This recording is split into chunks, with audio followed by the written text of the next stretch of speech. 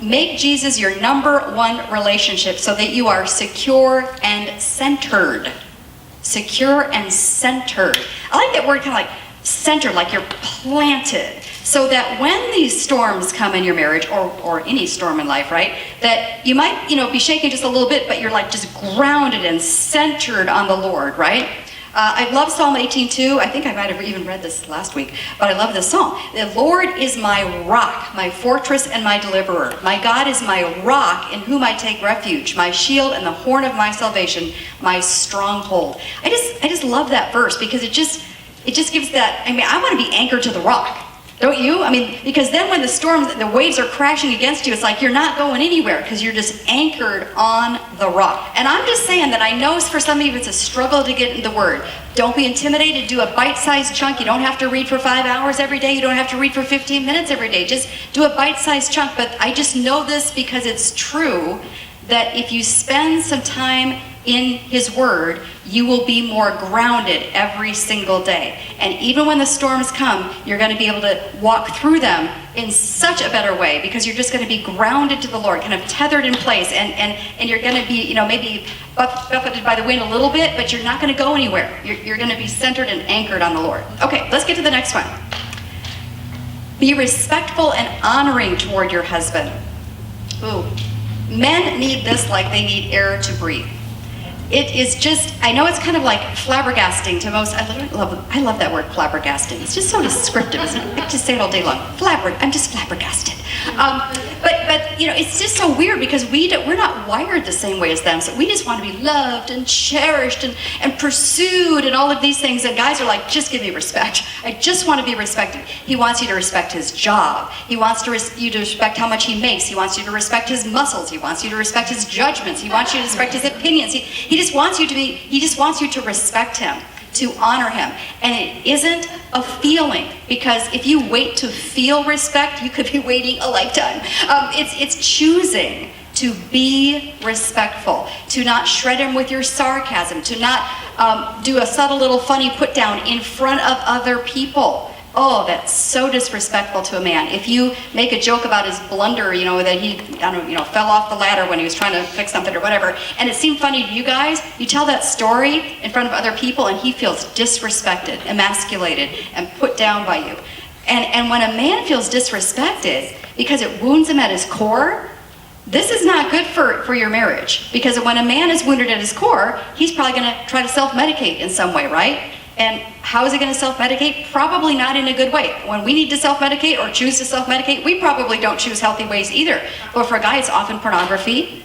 Sometimes it's anger, outbursts, temper, rage. Sometimes it's excessive gaming or excessive drinking or drugs or whatever it might be. So we don't really want him to go down that route. We don't want to set him up for that. Let's do number 3. Carve out time for weekly dates and purposely discuss your expectations and desires in many areas of life, so that you begin to truly understand each other's unspoken expectations. Because here's what I've learned. Here is what I've learned, ladies. We all enter marriage with all of this baggage from our childhood, right? How we were raised, how we think Christmases should go, how we think birthdays should go, how we think family dinners should go, because this is how it happened, how we grew up. So we just think this is how everyone should do it. And then he comes with all of his stuff. And usually they're not exactly the same. Does anyone have the exact same situation? You do? No. Okay, yeah. You're the big fat liar. Okay, yeah, so we don't. We have different patterns of operating and different expectations, but hardly ever do we actually communicate clearly what our expectations are, what our desires are.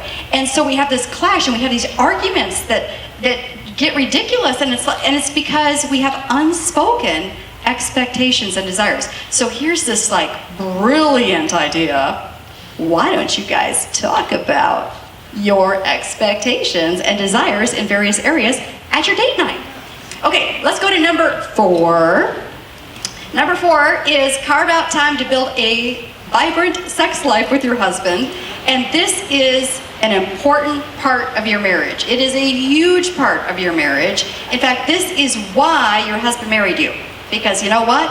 And you're going like, wow, well, that just sounds so weird for you to say that. But otherwise, you guys could have just been best friends and just hung out together every day or something. But he married you, I'm sure partly because he wanted to have a vibrant sex life with you. Okay, let's go to number 5. Number 5, be intentional about playing together with your husband. Not praying. You thought I was going to say praying, didn't you? Playing together with your husband. Because you need to have fun. You guys have to have fun. Proverbs 17:22. A cheerful heart is good medicine, but a crushed spirit dries up the bones. You guys have to have fun. You had fun when you were dating. I can almost guarantee you guys had fun. And then somewhere along the line, we get all serious and bogged down, and we forget to have date nights, and we forget to have fun, and we forget to be playful and flirty. Number 6. Stop expecting your husband to be perfect and notice something good about him every day. If you actually tell him something affirming every day, this will encourage you, but here's the other benefit. I mean, it encourages him, but it also reminds you that he does have good qualities. So it's like a double benefit. He loves when you affirm him, but when you do it out loud, it's like you're like coaching your own soul and reminding your own soul, oh yeah, that was good. What he did was helpful. He is strong, he is smart, or whatever it is. It's like it reminds you, and that's really, really helpful.